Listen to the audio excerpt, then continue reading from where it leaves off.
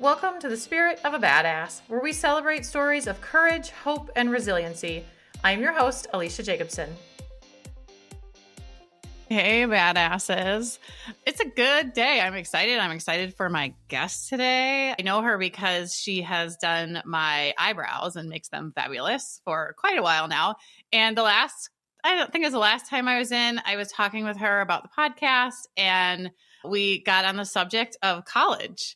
And she and I kind of have some things in common with that. And so she's going to share her story today because I think there is a lot of sort of stigma around whether you go or don't go. And I really think that this is tapering a little bit now, but for sort of if you're over 30 and like when we were going through high school and things like that, I think there was a lot of judgment and things around it. So we're going to have a little conversation about that today. My guest today is Katie.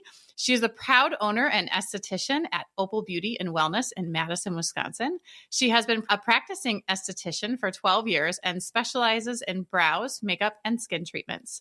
Through personal health issues that affected her skin, she opened Opal Beauty and Wellness that addresses skin issues through internal wellness. Welcome, Katie. Hi, thanks for having me, Misha. Yeah, I'm really excited about this. I don't know you that well, so I'm really looking forward to this conversation because when I get to talk to you, I get like 10 minutes and that's it. So nice and I'm quick. looking forward to a little bit longer conversation. Yeah. So when I'm reading your bio, you said you had some sort of internal issues of your own, or you had some health issues that kind of got you on your path. Can you share a little bit about that? Because I didn't know about that. Yeah. So about 2019 is when it kind of started. So I was in my late 20s going into my 30s. I had some pretty bad GI issues, which then kind of catapulted me into more research that I did. My gut was so off that it threw off my hormones. So then I was having pretty severe cycle issues. The whole time I was having gut issues, my skin was really bad. So coming from an esthetician standpoint, I should have kind of known prior to actually feeling the symptoms. So a lot of skin issues stem from internal issues, and I was definitely going through it. But with all that being said, it kind of led me down fertility stuff, GI stuff, and now I'm kind of at a stable point in my life, health-wise.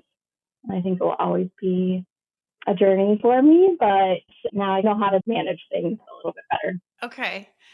I think it's a journey for everyone because as you age and things shift, it's like a river or something. The terrain changes, or maybe like hiking, it changes and you have to then correct with it. What did you shift internally? My daughter is struggling with this right now. What did you change internally to support your gut that made the impact externally? Yeah, so I was kind of seeing a multitude of different doctors, but essentially what helped me the most was seeing a naturopath, and I went on a whole host of different diets, elimination, supplements, learned that I had a pretty bad yeast overgrowth in my gut, which is actually more common than a lot of people realize. So that kind of led me down the path of internally understanding, okay, things like dairy, sugar, all of that really affects me, probably more so than a lot of other people. Like I actually feel the repercussions of it. So Katie, we were, talking about college and things like that. You were in high school. What are the things that you wanted to do after high school? I was pretty set at a really young age of going into interior design. Like that never wavered growing up. So then I went to a 4-year university, started off in an art program to go down that interior design path, and things didn't go as I planned, like as I thought. So after my first year, so the school that I went to, you had to apply to get into interior design for your first year. So any artistic majors all had to go through the same core program, and then they had to apply to get into any sort of design, graphic, interior, anything like that. So it was really competitive and I didn't get in. So I had to kind of reevaluate my life. Like, is this actually something that I want to do? Or am I going to have to change my path? And ultimately, I decided that I didn't want to do it. I didn't know what I wanted to do. So I thought, I'm just going to stay here and get some sort of degree. That's not what happened. I ended up moving back home, getting an associate's at a community college, still not knowing what I wanted to do. So this fast forward is like a year and a half after I left the university that I was at. And it was a pretty dark time, honestly, because it's not what I wanted and I didn't really know what I wanted. And I had kind of always been more creative, more artistic. I was a dance growing up. So I was like, I really like makeup. I'm going to go to beauty school. And honestly, I went into it thinking like, this is going to buy me time to decide on what kind of degree I want. I came from a family which I love dearly, but everybody, and I also think this was like this point of time, just kind of what everybody did was, you finish high school, you go get a degree, and then you get a job and you do a 9 to 5. And that really didn't resonate with me, even if I didn't really understand it at the time. So I got my associates, went into beauty school, always thinking I was going to go back to school and get a degree and work 9 to 5. And I went to beauty school and I haven't looked back since. I mean, there was one point in time, I would say like 5 years ago, I was like, maybe I should go back and get my degree. And my dad, who was always supportive, he was the one that was always growing up being like, you need a 4-year degree, you need a 4-year degree. And when I told him that, I was like, maybe I should go back to school. He goes, for what? Why would you do that now? You have a career established. If you want to open your own business, open your own business. You don't need a degree for that. So I think that was like a major shift in my life, along with all the host of health issues that I had a few years ago. I think that really shaped me where I am. But I would say, even though now I talk about it in more of a positive light, not going to a 4-year degree was really hard. It was really hard to admit. And, I would always be like, well, and I still kind of do this, well, I was going to get a degree and I was going to do this, rather than owning the space of, I don't have a degree. I'm actually really successful and I enjoy what I do. So it's definitely been a journey to get to that point, but, Yeah. it always helps to just kind of crush that stigma. Yeah. And it sounds like it's still a work in progress. Oh, definitely. Yeah. I think as society shifts, I think it's a little bit easier to kind of break free of that stigma and not have as much internal embarrassment or guilt around not having a 4-year degree. Yeah. I didn't notice it until it wasn't right after high school that I noticed it. It wasn't until after I had kids and in conversations with other parents or just people who I met, the question seemed to be, where did you go to college? And I would do this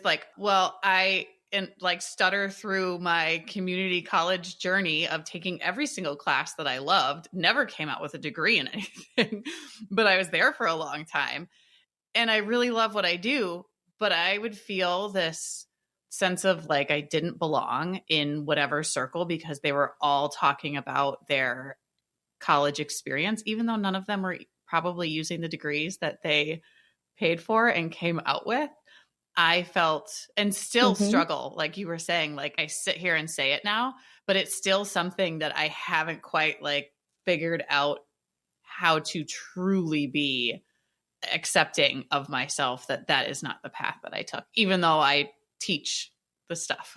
Yeah. I mean, it's always easier to say it than like actually do it and own that space. But I think, at least for me, the more I vocalize it and acknowledge like, it's okay if I didn't go it's also okay to kind of feel those feelings of like you said, not belonging or justifying to other people why you didn't get a 4-year degree, going to school, doing all of that. And I'm glad that it's kind of starting to change a little bit and people are becoming a little more accepting of it. Mm-hmm.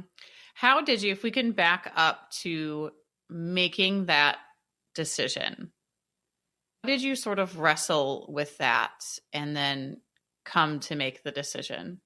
Not going to college and then Mm-hmm. switching. It was a pretty big struggle, kind of a dark time emotionally. You know, my dreams were like crushed. I had this set idea of what I wanted to do, and then I didn't know what I wanted to do.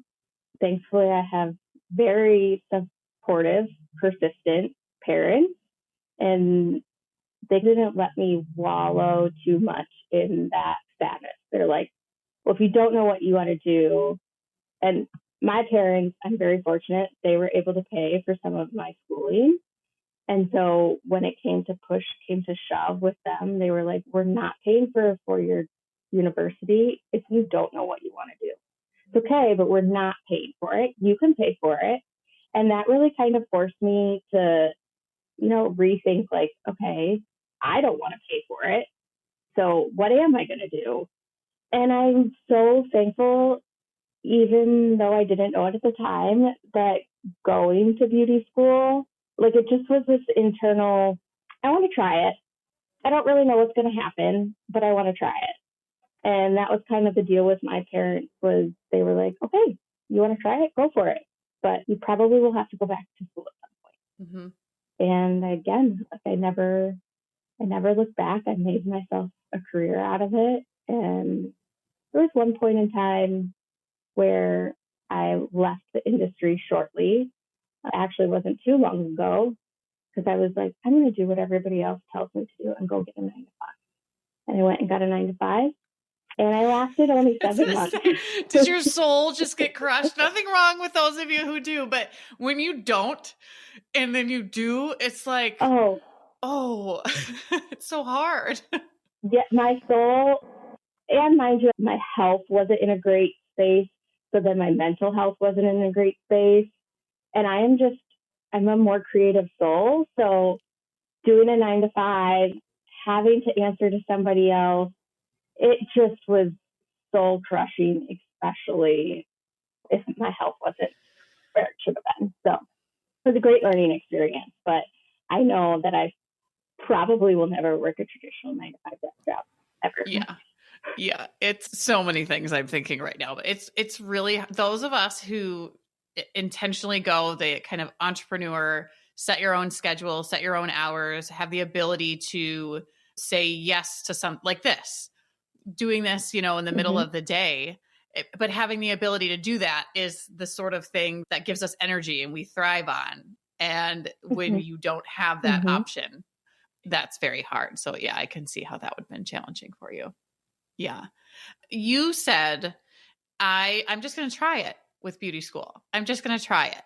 And that is something, one, kudos to you, because that is something where if people don't have this sort of certainty of, I know that this is going to work out, I feel the external, this box will be checked easily. And you didn't actually have that. You just said, I'm going to try it, which now looking back, was a huge gift that you had.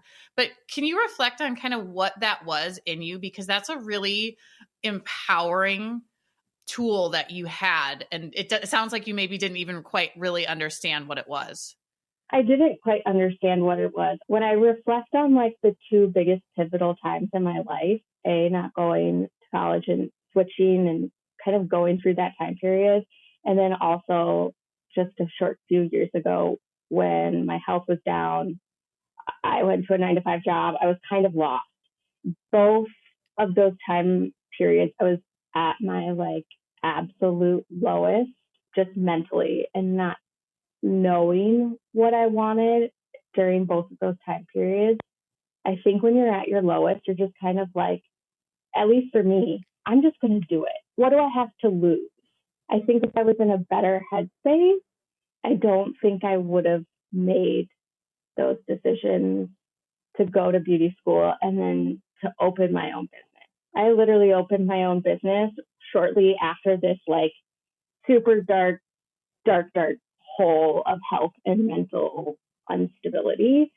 And again, I just don't think I would have made those two big pivotal decisions without going through a really hard time.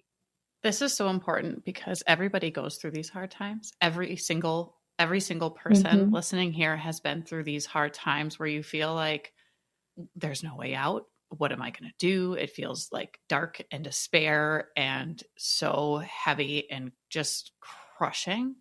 And to have that, what do I have to lose? I mean, that's how I started my gym the first time.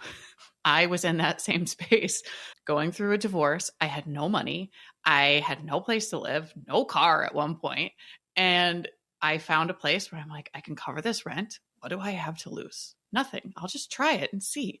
You're right. Being in that low space, had I been kind of just fine in an okay space, I don't know that I would have just said, what do I have to lose? Why not? It's just so important for people listening to know that when you are in that space, beautiful things can come of it if you allow it. But you have to allow the kind of like a crack where the light can come in and sort of plant the little tiny seed and make it grow. You have to be willing to kind of let that grow in the darkness. Yeah, totally. Like even in the darkest times, you know that there's going to be light. Like this tiniest amount of light is just going to catapult you, even when it's really, really hard. I mean, where you don't want to leave your house, you don't want to do it like dark times.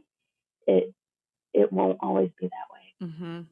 What were your first steps in that space? So you were in the dark space. What happened to make you, and you can go to either kind of situation, what happened to sort of get that ball rolling a little bit and get that speed?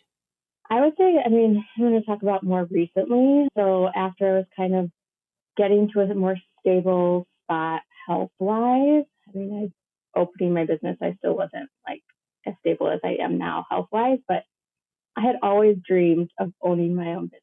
I had managed a company for a long time, doing what I'm doing now, and I kind of knew what I wanted and what I didn't want. And thankfully, I have, again, amazing family, supportive family. My uncle, he got on a call with me. He doesn't even live in the United States. And he was like, we're going to have meetings and we're going to put together a business plan. And you can just have it there for when you want it, like when it comes to fruition. So it wasn't anything that I knew what was going to happen next. Like I wasn't walking into this saying, I am going to open this business. It was more of like, this is just going to be in the background until I feel like I can push it forward. And so I was having these meetings with him and he was helping me create a business plan.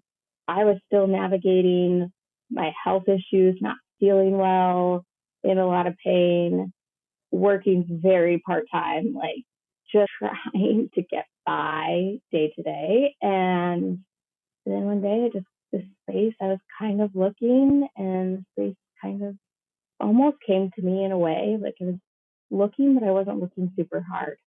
And thankfully, I had this business plan in my pocket and it was almost done. And I was like, all right, like this is go time. And I told my parents, I was like, this is what I have planned.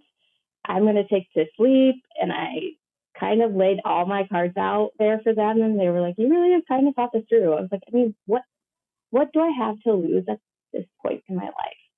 Like, I feel like if I don't do it now, there's really not going to be a better time. Mm-hmm.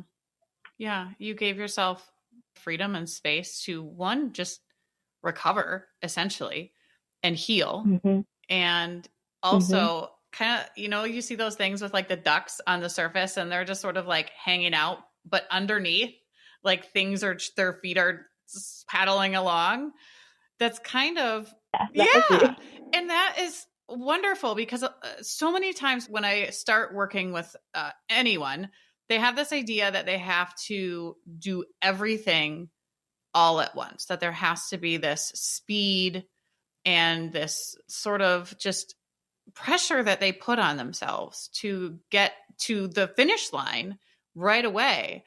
And you didn't do that. You gave yourself this time to process and heal and, kind of figure things out. And at the same time, we're like, okay, this is something that I really want to be doing. And you were just putting the pieces together and putting them together. And when you open the door and you make the space, guess what?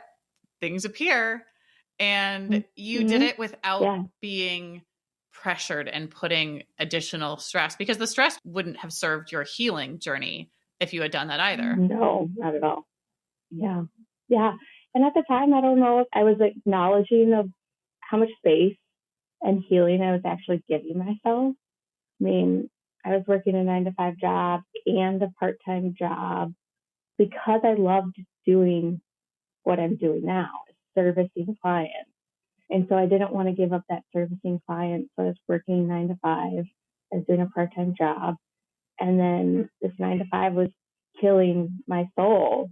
And so I was like, you know what? If nothing's worth burning myself to the ground. If I have to work 2 days a week right now, doing what I like doing and not having a 9-to-5 with health insurance and all these other things, when I would think about that while I was in my 9-to-5 and being like, I could only work 2 days a week and rest and dream about what I want to, it made me happy. And so it was really hard to come to that actual point of being like, I'm not doing this 9-to-5. I'm only going to be working 2 days a week. I mean, you talk about being embarrassed of not going to a university and getting a 4-year degree. I was also embarrassed at that time of being like, I'm only working 2 days a week. And through all of this, finances are always in the background of everything.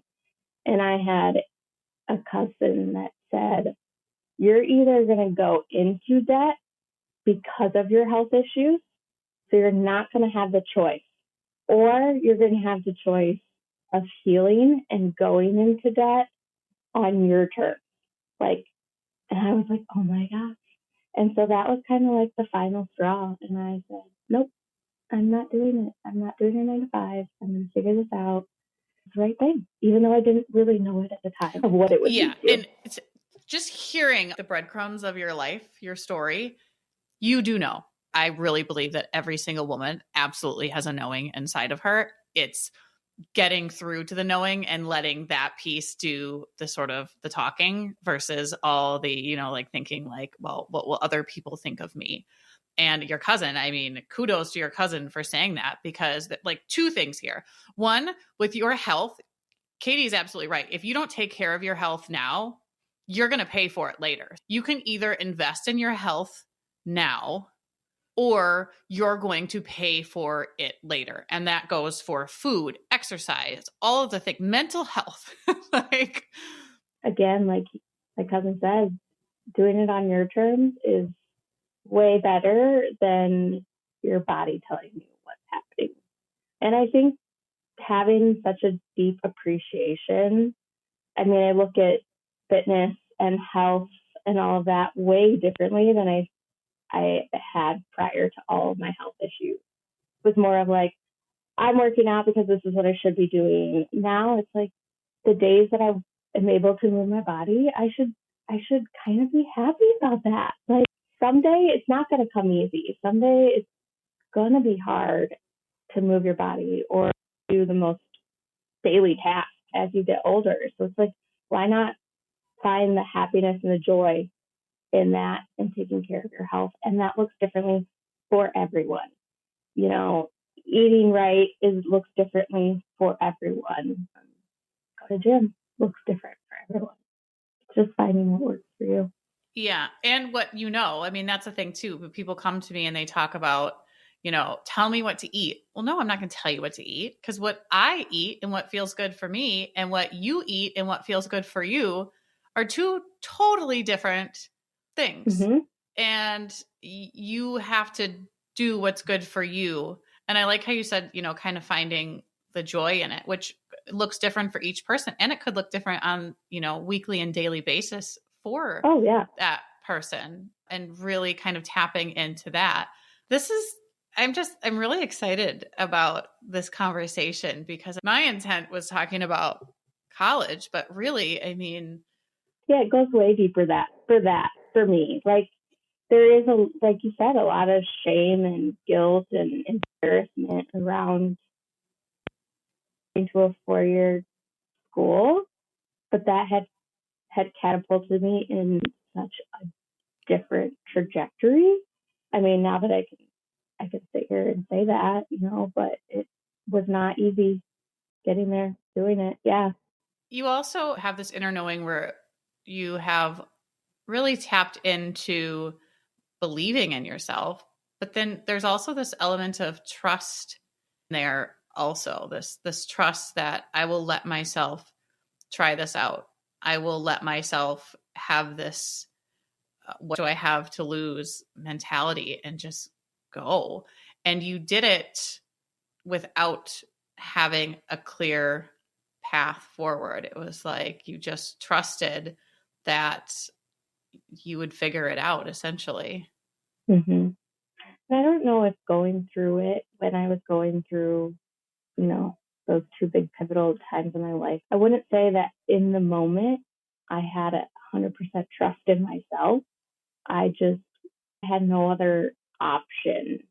Yeah, I just feel like I didn't have an option. And that's probably, I guess maybe a little bit of trust and intuition of knowing what was right for me. But also when you have people who care about you and you value their opinions and they're telling you what they think is good for you, that is still a learning process for me. Trying to make decisions on my own and knowing what is right for me and trusting. So I had trust in myself, but I don't know if I had 100% trust in myself. Like, I think that's always something that you have to actively, keep doing and trying, believing. Well, especially in this like entrepreneur space, I wrote a post a couple weeks ago and I was like, I really believe in myself until I don't. And I absolutely think that I'm doing the worst thing like ever. Like, this is what the hell am I doing? And then I'm right back. But there's like this foundation of, I got this. I'll figure it out. You will figure it out. Like, if you have no other choice but to figure it out, then you'll figure it out. Mm-hmm. Yeah. This is a big thing for many people who want to do something, and it could be a big thing like college, not college, quitting a 9-to-5 job, starting their own job, or even I'm unhappy in my current job or I need something different in my life. Somebody recently said to me that they were going to write down daily in the ways that they were proud of themselves. And I thought that was just the neatest thing. And that, I mean, because really that's kind of a sliver of light, and taking the time to actually reflect on that and intentionally doing that, I think is such a great thing. Well, thank you, Katie. I am so thankful that I got to have this conversation with you today. And thank you for being vulnerable and sharing your story, because this will support so many people, because this is a space where people get to and they don't want to share it because of that shame and embarrassment piece. So thank you for so willingly sharing and giving a sliver of light to people. All right. Thanks, Katie. I so much appreciate every review that I get, and to encourage you to give them, because they are so important to the growth of this podcast and allowing me to serve more women and reach more people. I have an offer for you. So each month, I'm going to be drawing a name of someone who leaves a written review on the podcast, and you will be entered to win one of my online programs, the Fitness Accelerator, the Nutrition Starter Kit, and the Empowered Transformation Level 1. So anyone who leaves a written review each month, at the end of the month, I'll be drawing a name, and you will get access to that program. Thank you so much to everyone who takes the time to leave a review. It does help grow this podcast, and I appreciate it so much. Spirit of a Badass is a Lit Path Studios podcast and is produced by Jamie Gale and Alecia Jacobson. Music by Shane Ivers. We'll be back with another inspiring interview. Until then, keep your spirits high and your energy badass.